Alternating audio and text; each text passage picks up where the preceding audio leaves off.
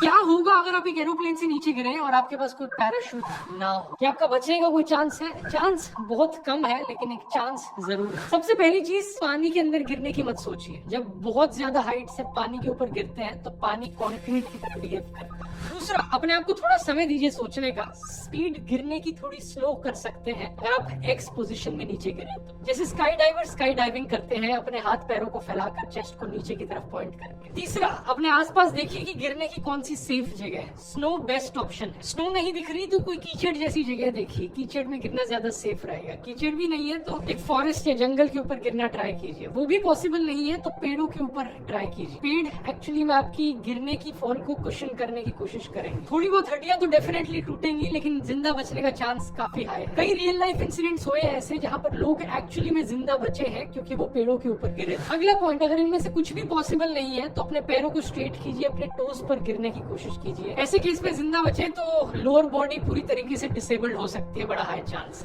कुल मिला के बात यही है कि बिना पैराशूट के नीचे गिरने की कोशिश मत कीजिए। ये बड़ी अच्छी बात कही है।